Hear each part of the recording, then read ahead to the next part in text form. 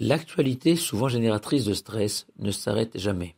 Dans ce contexte, j'aimerais partager avec vous cette réflexion de Rabbi Mordechai Delechovitch, qu'un fidèle auditeur de ces 3 minutes m'a envoyé.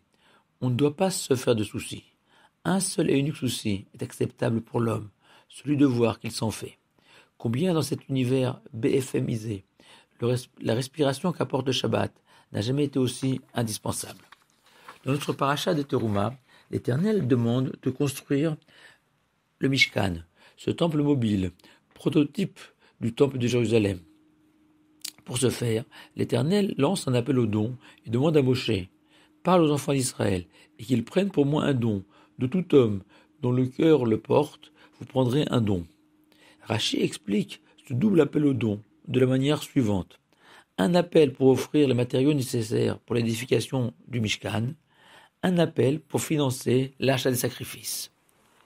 Mais le Rabbi de Apte rappelle en préambule à sa propre explication que le monde futur a été créé sous le signe de la lettre Yud, la plus petite lettre de l'alphabet, car peu nombreux sont les justes dans ce monde-ci, qui mériteront de vivre dans le monde futur, alors que ce monde-ci a été créé sous le signe de la lettre He, qui comporte une ouverture en bas, pour nous rappeler que la porte de la Teshuvah était toujours ouverte dans ce monde-ci, et qu'il n'appartient qu'à nous de la pousser.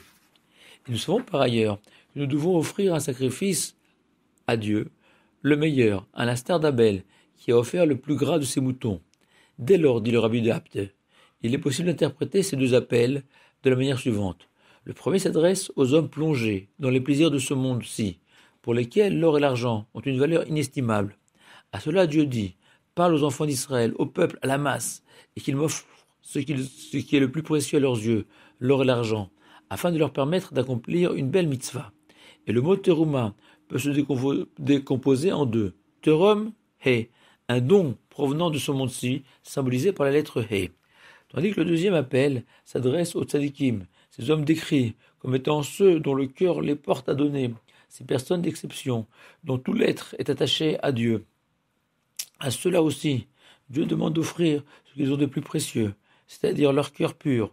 Et pour eux, la Torah dit, vous prendrez terumati, qui se décompose en deux, terumat yud, un don dématérialisé, à l'image du monde futur, symbolisé par la lettre yud. On peut aussi remarquer que le don matériel est appelé teruma, un don quelconque, tandis que le don spirituel est appelé par Dieu terumati, mon offrande, comme pour souligner ce que dit Rava, Dieu exige de l'homme son cœur. Dans un monde où les apparences et l'argent n'ont jamais autant compté, combien il est rassurant de se recentrer au moins une fois par semaine sur l'essentiel, le cœur. Shabbat Shalom à vous tous.